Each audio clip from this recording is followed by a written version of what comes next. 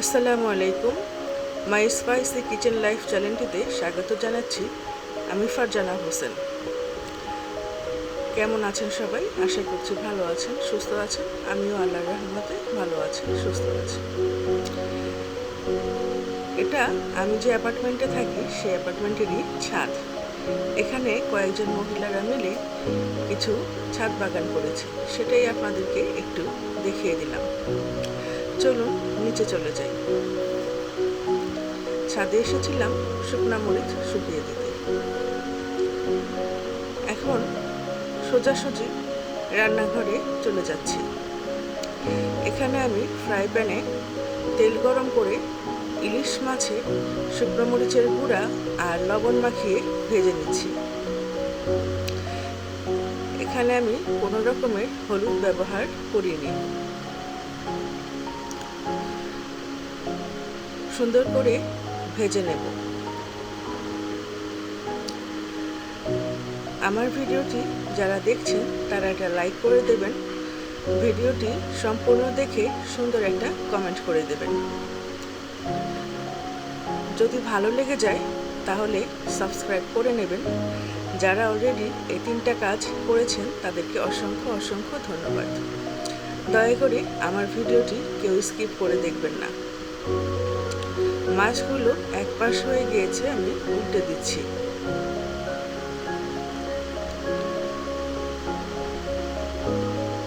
সুন্দর মতো ভাজা হয়ে গেলে মাছগুলো আমি তুলে নেব।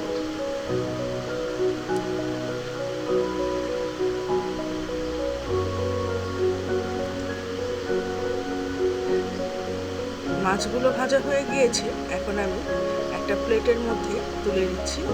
সেই তেলের মধ্যেই আমি কিছু পেঁয়াজ ভেজে নিচ্ছি।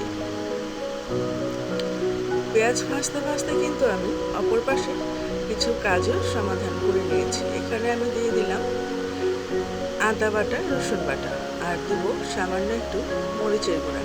ভালোভাবে কষিয়ে নিচ্ছি।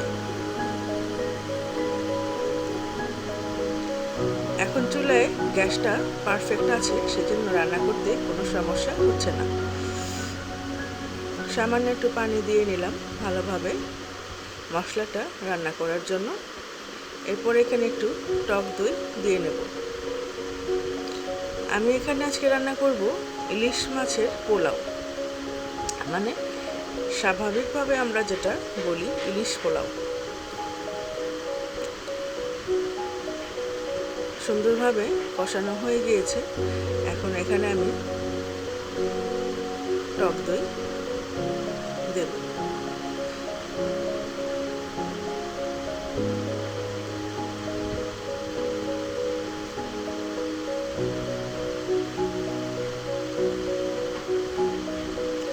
মাছগুলো সুন্দরভাবে উল্টে পাল্টে দিচ্ছি।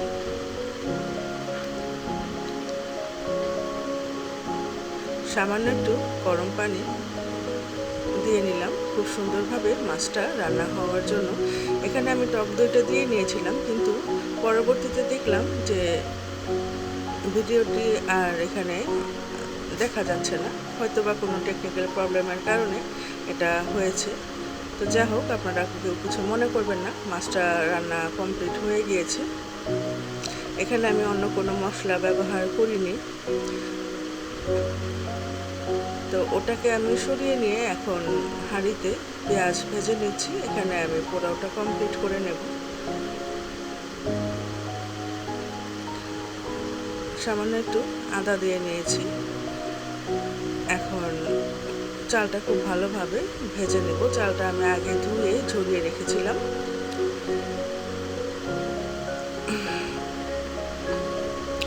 তো এখানে যে মাছের যে সামান্য একটু গ্রেভি ছিল সেটাকে দিয়ে দিচ্ছি। এটা চালের সাথে ভেজে নেব, তাহলে ইলিশ পোলাওয়ের ফ্লেভারটা খুব ভালো আসবে।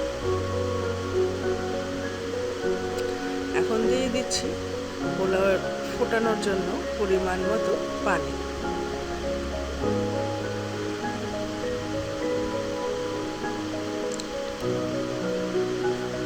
দিয়ে দিলাম তেজপাতা, দারচিনি, এলাচ।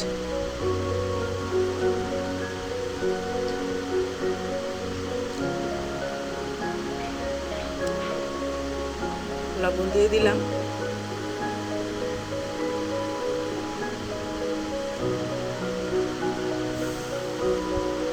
এখানেও আমি একটু গুঁড়া দুধ পানি দিয়ে গুলে ব্যবহার করেছি। এখন এটা পানিটা শুকিয়ে এলে আমি এটাকে দমে বসাবো। দমে বসানোর আগে হাঁড়ির নিচে চুলার উপরে একটা তাওয়া দিয়ে নিয়েছি। এখানে আমি গরুর মাংসের সাথে সমস্ত মশলা মিশিয়ে মাংসগুলো ভালোভাবে মেখে নিচ্ছি।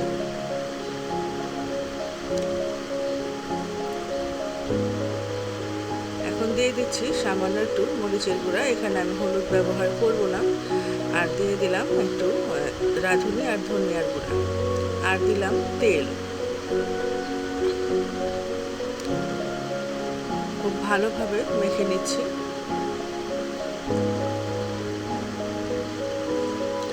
গরুর মাংসেও আমি একটু টক দই ব্যবহার করব।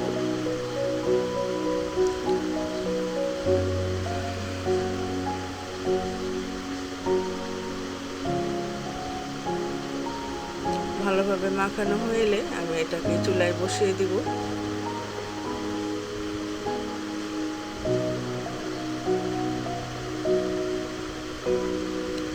এপাশে পোলাওটা এখন আমি উল্টে দিচ্ছি। এটা একবার এভাবে নেড়ে চেড়ে উল্টে দিলে পোলাওটা সব দিকে সমানভাবে ফুটে যায়, কোনো জায়গায় পাঁচ ফোঁটা থাকার সম্ভাবনা থাকে না। যা হোক, এটাকে আবার আমি কিছুক্ষণের জন্য ঢাকা দিয়ে রাখবো।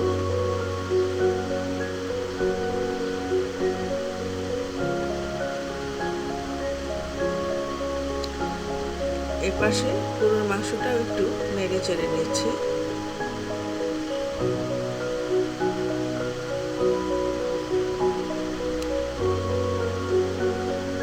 এটা আজকে আমি সাদা রান্না করছি, এর জন্য হলুদ ব্যবহার করিনি।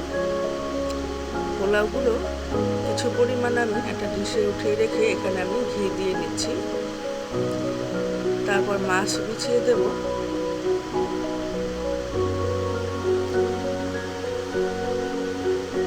এখন উপর দিয়ে পোলাও দিয়ে দিচ্ছি।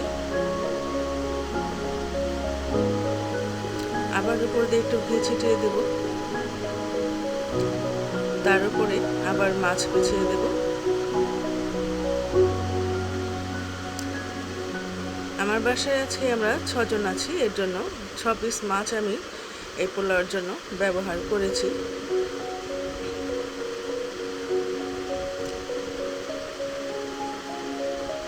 উপর দিয়ে আবার বাকি পোলাওগুলো দিয়ে নিচ্ছি। এতে ইলিশ পোলাওয়ের ফ্লেভারটা খুবই ভালো আসে। আপনারা ইচ্ছা করলে এভাবে ইলিশ পোলাও খুব সহজেই রান্না করতে পারেন, কোনো রকম সমস্যা সৃষ্টি হবে না। পোলাওটা খেতে খুব ভালো লাগবে। এদিকে আমার গরুর মাংসটা প্রায় হয়ে এসেছে। এখানে আমি আমার বাসায় তৈরি করে রাখা স্পেশাল মশলাটা এখন দিয়ে দিচ্ছি। কয়েকটা কাঁচামরিচও এখানে আমি দিয়ে নিলাম। কাঁচামরিচটা আমি একটু কমে দিলাম, কারণ আমার বাচ্চারাও এটা 2-1 টুকরা খাবে। ঝাল হয়ে গেল আর আবার এটা খেতে পারবে না। এটা আবার একটু নাড়াচাড়া করছি, আমি ভালোভাবে নেড়ে দিচ্ছি, কারণ এতে টক দই আছে। যদি একটু ভালোভাবে নাড়াচাড়া কিছুক্ষণ পর করতে না পারি, তাহলে এটা নিচে মশলাটা লেগে যেতে পারে। তো রান্নাটা আমার কমপ্লিট হয়ে গিয়েছে। এখানে আমি শেষ পর্যায়ে দিয়ে দিলাম একটু ঘি। ঘিটা আপনারা যদি এই রেসিপিটা রান্না করেন তাহলে ঘিটা দেওয়ার চেষ্টা করবেন, টেস্টটা খুব ভালো আসে। তো এখানে আমি একটু পোলাও আপনাদেরকে পরিবেশন করে দেখিয়ে দিচ্ছি।